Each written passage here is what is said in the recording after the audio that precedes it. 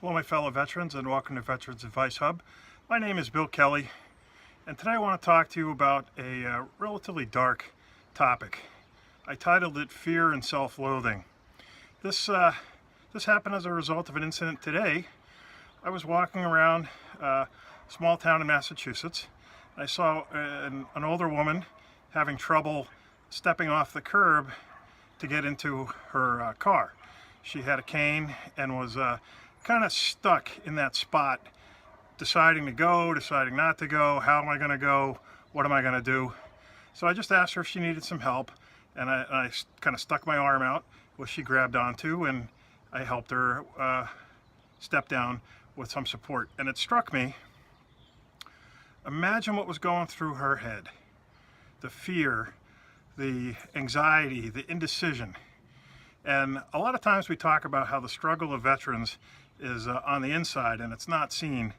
Well, if you're a veteran and you're struggling with stability issues or pain or some kind of a balance issue, it might not be visible at all, but what creeps in is what I call the fear. The fear, am I going to fall? The fear that is that puddle going to make the ground slick and I won't be able to recover? We live up here in the wintertime, and ice will take you out on a good day. Add to that the uncertainty of being an unstable kind of person on your feet, and suddenly that fear kind of creeps in. And with that fear comes a certain amount of self-loathing, because think about it, all of us came from a background where we were doers, we were warriors, we were physically fit, we were motivated, we did whatever it took to get the job done. And yet here we are now at different ages in our lives, but still impacted. And you have a hard time crossing a street or going up and down 3 stairs into the house. You have to think about it, and it's going to hurt when you do it. So that is what I mean when I say the fear. And if you're a veteran and you're struggling with that kind of unseen issue, that can lead to self-loathing, some self-doubt, depression. You throw in a little PTSD, and where you're always on edge anyway. So if you start to see or feel that fear and feel that it's manifested in you're angry all the time, you're snapping at your kids or your spouse, or just find yourself enraged, I track all that back to pain management, this fear that I'm not as good as I used to be, and then the self-loathing that comes with that. So as one who has suffered through a lot of that, I myself went the medical route. I got my knees fixed. I feel better.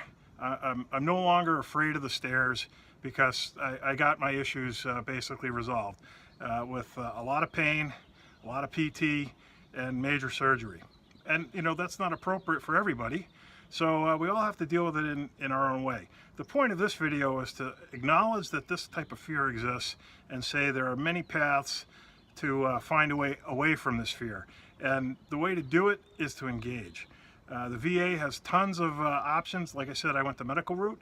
Maybe mental health is a thing to look at without stigma. I've heard story after story of great support from the mental health people in the VA and how they really save people's lives and help them move on.